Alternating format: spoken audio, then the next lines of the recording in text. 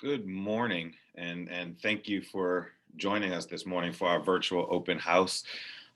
So glad to have you guys with us this morning, and we're going to get started here in just 1 second, and we'll go from there.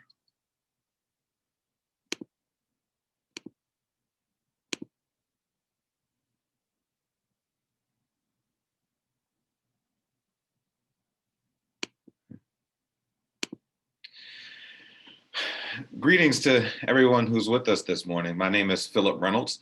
I am the Executive Director of Pasadena Villa Outpatient McLean. I'm so happy to be here, so happy that you were able to join us. So I'll start off just sharing a little bit about myself. I come to Pasadena Villa with about 16 years of experience in the mental health field, and this opportunity presented itself last year.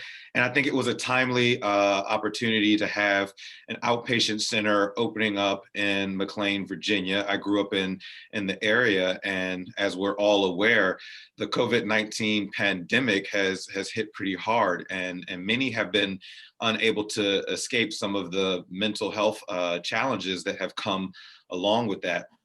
The CDC, as recently as August, has indicated that 1 in 4 young adults is really struggling in this area, particularly with mental health issues. So I think it's a great time to be opening an outpatient center like that. Nationwide, you have 82.5 million young men and women across the country that are struggling and dealing with this pandemic. And just think of those who already had the pre-existing mental health issues to go along with that.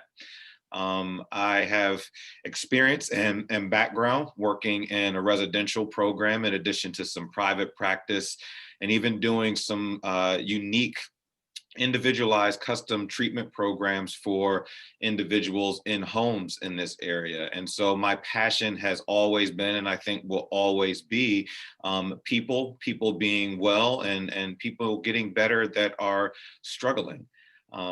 Pasadena Villa Psychiatric Treatment Network has opened this center in McLean to serve those in the DMV area who really have needs for intensive outpatient and partial hospitalization. We want to work collaboratively with others and to provide and deliver the best care possible to clients and families. So we really aim to be a part of this community and work well partnering with others. So we're going to move forward on our slideshow, and our agenda for today, you can see that on the right-hand side will be me talking, which I promise you will end shortly.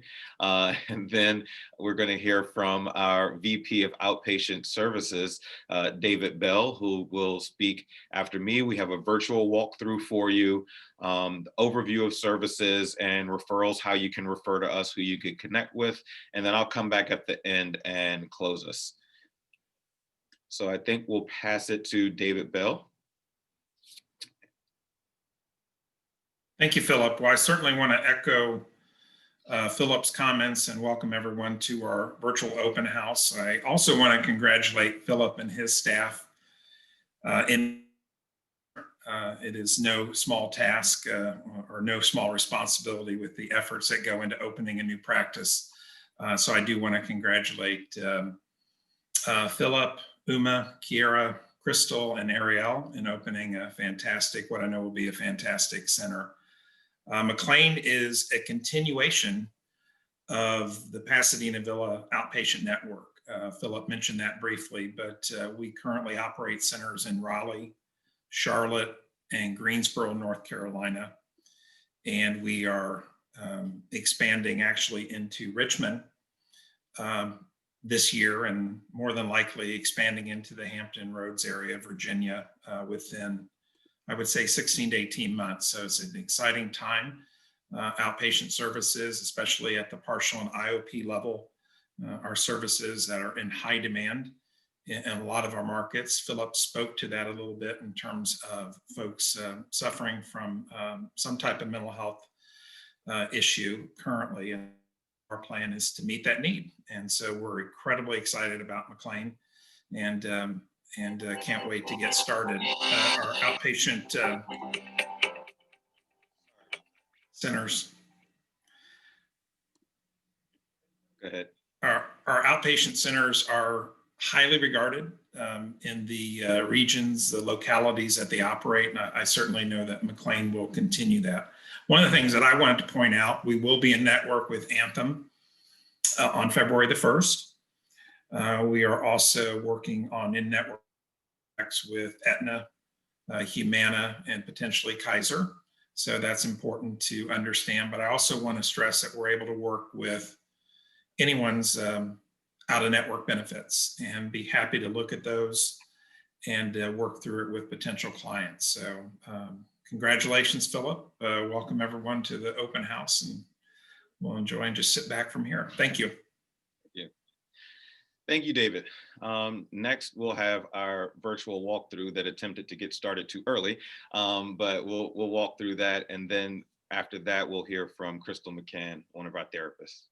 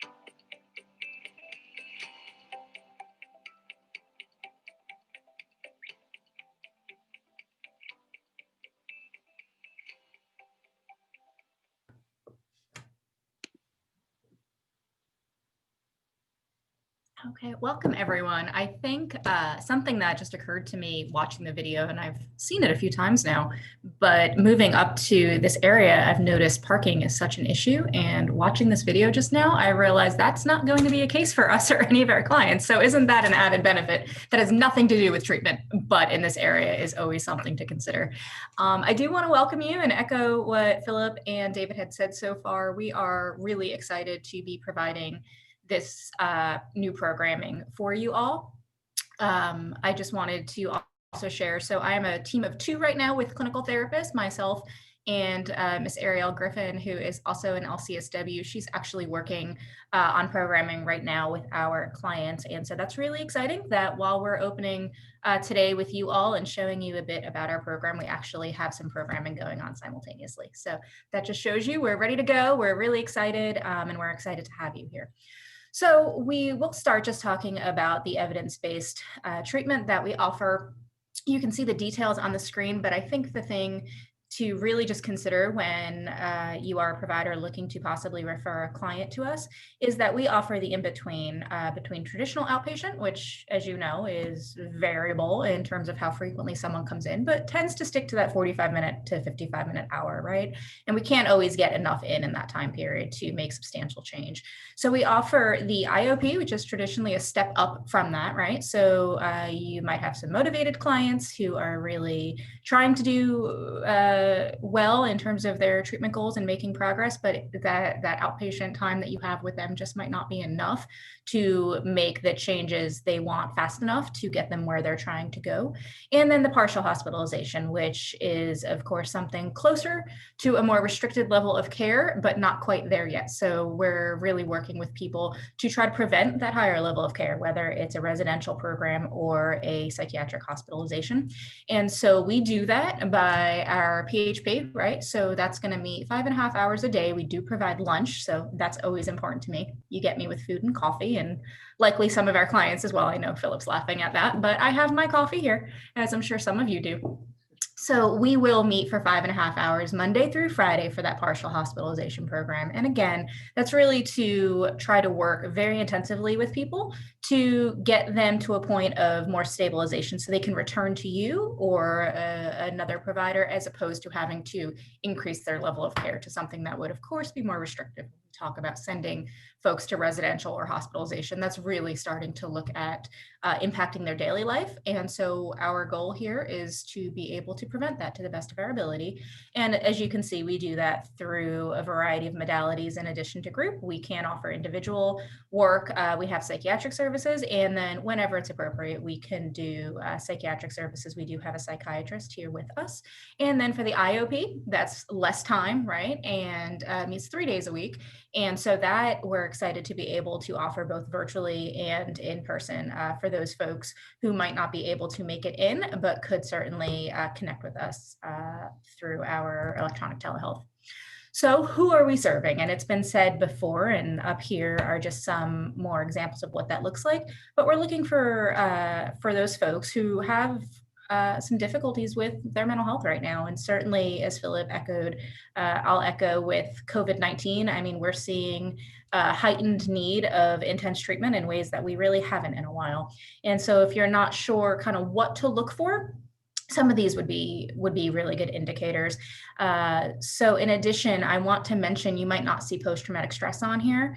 That's certainly because, right, in accordance with the DSM, it is still an anxiety-based disorder. And so we lump that in, but we are certainly able to work with folks who have all of these mental health issues, psychiatric disorders, and trauma work as well. Okay, so again, who is going to benefit from treatment with us? Here are some examples. I have to move my screen because I want to make sure I'm not missing anything too important, but my panelists here are blocking my view. So you can see that we do have suicidal ideations on here. That's something that is sometimes tricky for outpatient work. Some folks aren't quite sure when we have to look at a higher level of care for suicidal ideations and suicidality, but that is certainly something we are able to screen with our clients who are experiencing that, and we're able to work with them in an outpatient setting. And I think that really often helps people attain progress in a really good way. We're not restricting them, but we're working with something that has become a really common challenge for so many people.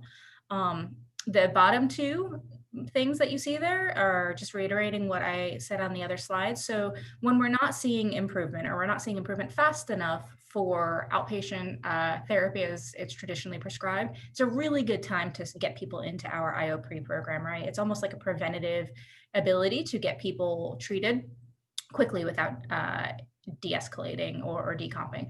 So as you see now are a list of some of the evidence-based modalities we use, probably a lot of the same modalities that you all use and are trained in. It's certainly not unique to Pasadena Villa, right? I think we all are working hard to keep our evidence-based treatment trainings up to date so that we can provide the best skill to our clients. But the thing that makes us different is what we see on our schedule here. And so again, I see lunch, probably because my stomach is telling me it's almost my lunchtime.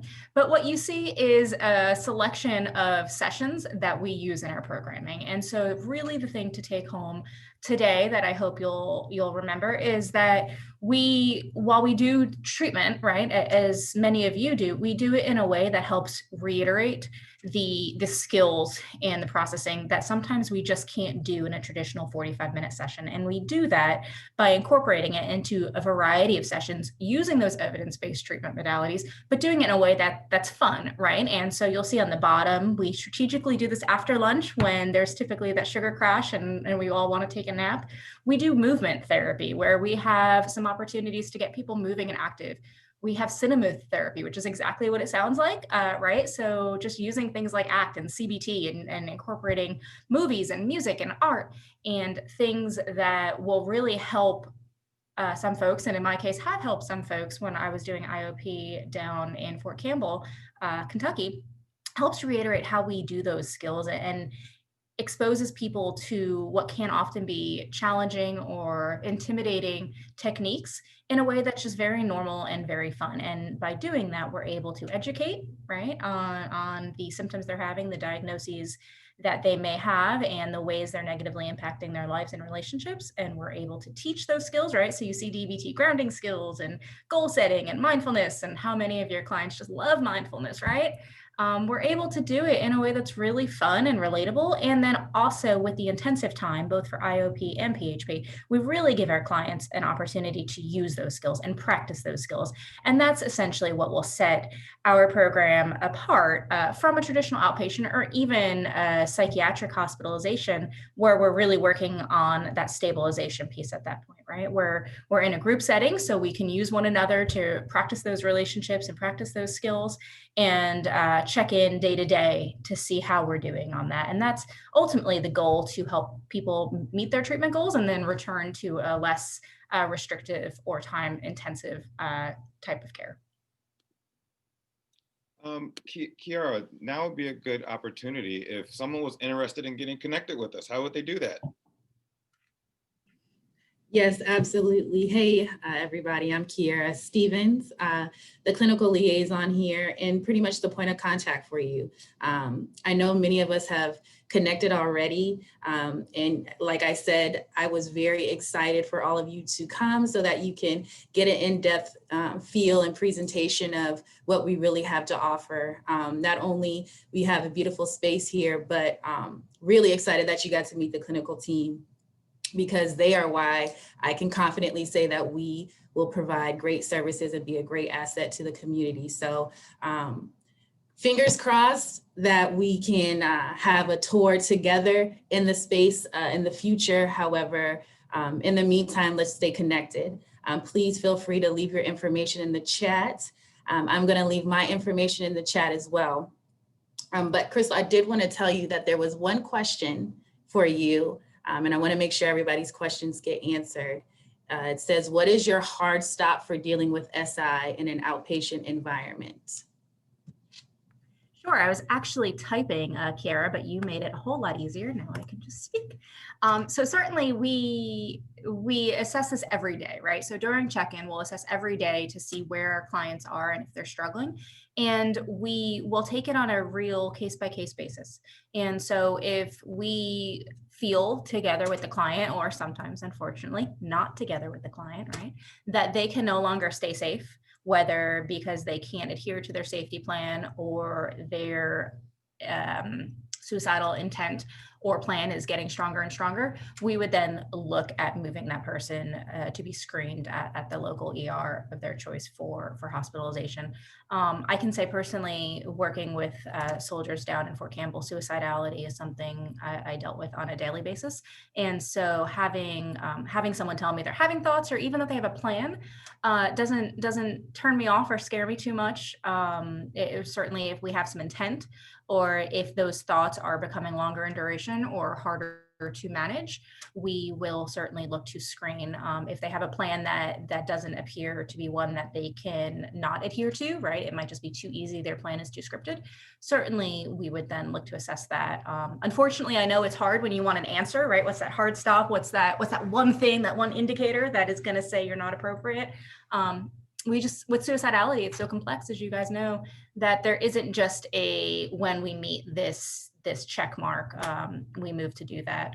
And so I think it's a great question. I wish in the field of suicidality and that spectrum, we had a firm answer, but it is just a case-by-case basis, right? And it requires some good rapport building and trust between clients and practitioners and therapists. And I'm sure that we'll be able to form those relationships very quickly with people to be able to make sure we're working with suicidality in a way that isn't fearful, because we know when it's fearful, it's shameful. And when it's shameful, clients aren't going to share with us. And so that is something that we will address carefully with each person, and certainly with those ROIs on file with you all as well.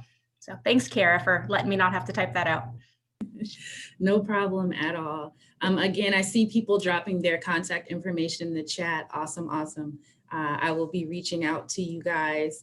Always feel free to reach out to me with any questions moving forward. I look forward to working and collaborating with all of you guys to satisfy resource needs and just really work towards contributing to the mental health population that we all care about so much. So excited to be a part of such a great team. Again, the clinical team here is just awesome, passionate about what they do. Also passionate about being inclusive of everybody that they service in this mental health population. So again, just so excited to see everything that we do and contribute to the community. Lastly, but surely not least, have a great weekend and happy Friday, everybody. Yeah, we want to also be certain to give a special thank you to Pamela Lyons, who was our interior designer for this, that really helped to bring about a space that felt comfortable and warm and inviting, a space where, look, if you're going to be spending 5.5 hours someplace or 3 hours in person, you want it to be a comfortable place. So we absolutely want to thank her for her work that she did to really bring that vision to life. Also want to share with you guys that while it wasn't visible in the pictures that we do have some safety barriers up, some plexiglass dividers. We've removed some chairs to allow social distance programming for those clients that really do want to be in person, and do their programming. So we offer both virtual and in person, based on the client's preference, right? COVID is real. We have all the PPE that we need to try to help keep those safe that want to come in and program, but we're also flexible enough to offer virtual programming. So really thank you guys for coming out and joining us. And we really hope to get to know you better, to really become a part of this community. I will remain on. If you have any additional questions, we want to be able to answer those. The chat is open, the Q&A, and thank you.